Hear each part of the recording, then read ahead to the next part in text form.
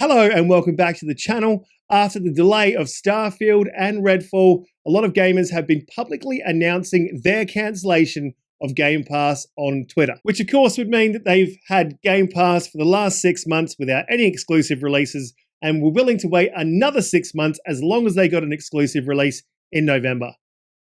That's ridiculous. Really? But that's not what this video is about today. Today's about spreading a little bit of knowledge, a little bit of positivity, and giving you my top 10 AAA games available in Game Pass right now. So if you like the content, please hit subscribe, like, share it out, and let's get into it. We're on a mission from God.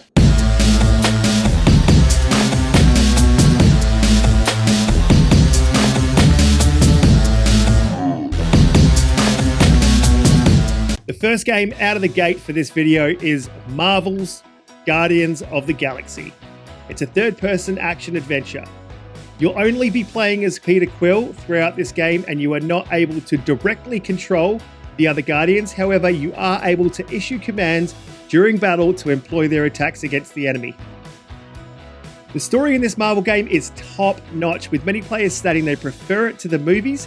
I personally loved my time flying around in jet boots, blasting, freezing, burning, and pulling enemies off ledges with Star-Lord's quad blasters. Guardians sits at an 80 Metascore and an 8.7 user score on Metacritic.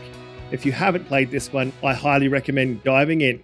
Our number 2 game is Jedi Fallen Order, and it's the best game that we've seen from the Star Wars universe in recent times. A third-person action adventure set after the events of Revenge of the Sith. You play as Cal Kestis, a young Padawan hiding from the Empire, still on their mission to wipe out the Jedi and execute Order 66. As a Padawan who's not used the Force in many years, you must remember your training and hone your skills as a Jedi over the course of the game.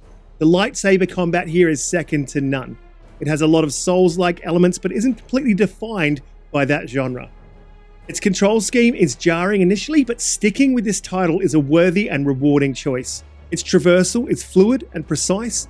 The animation work again is second to none and is graphically almost flawless. I recommend playing this with the performance setting enabled, giving you 60 frames per second at 1440p. It's currently sitting at 81 Metascore and an 8.4 user score on Metacritic.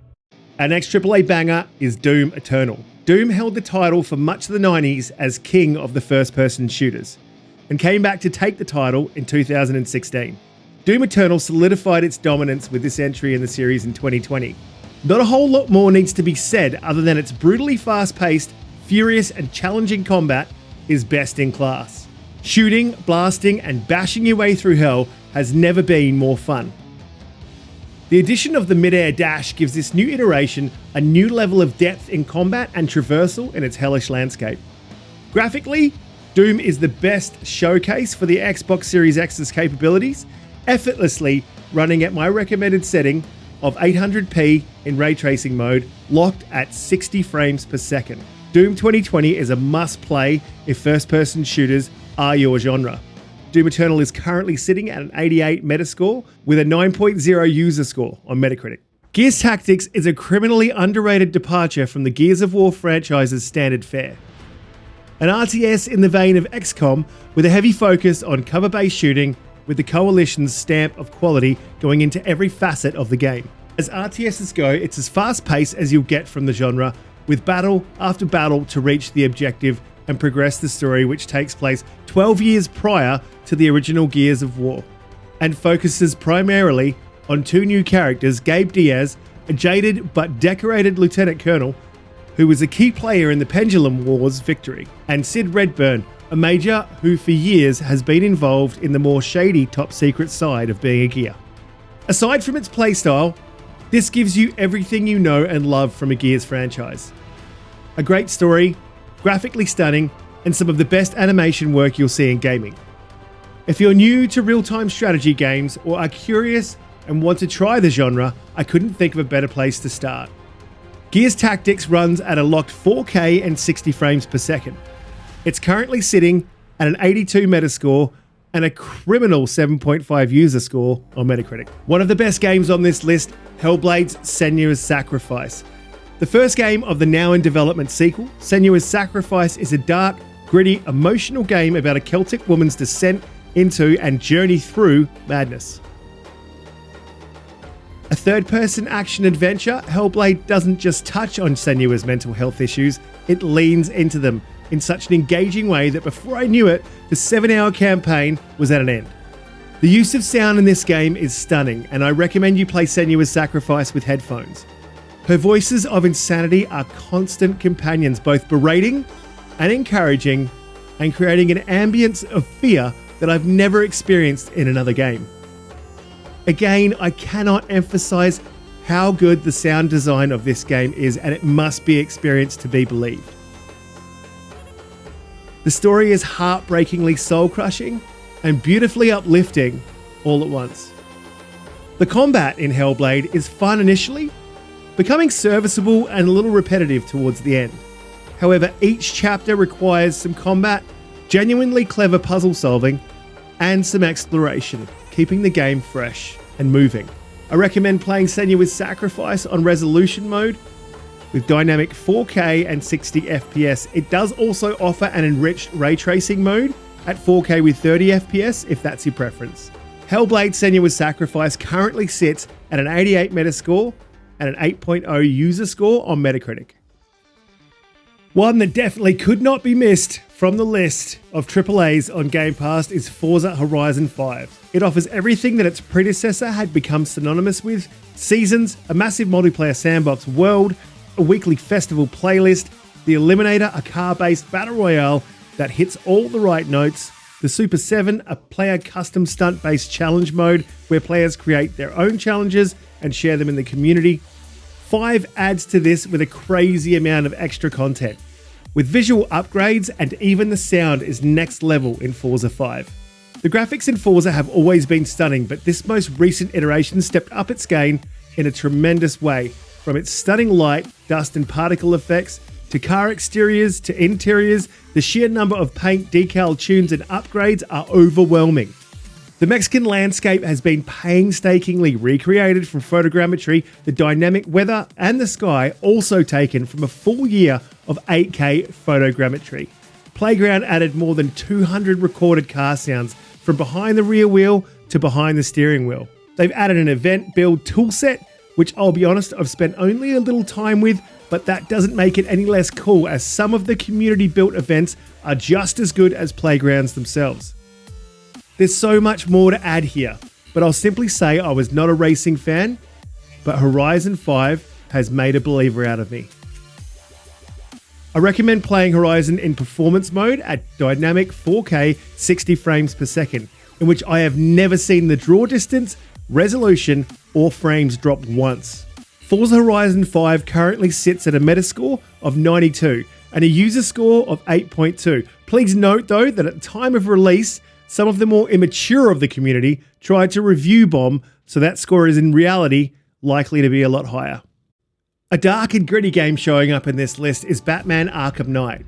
It's a sequel to the much acclaimed Arkham Origins. This game set the bar for superhero games in the third-person action-adventure genre.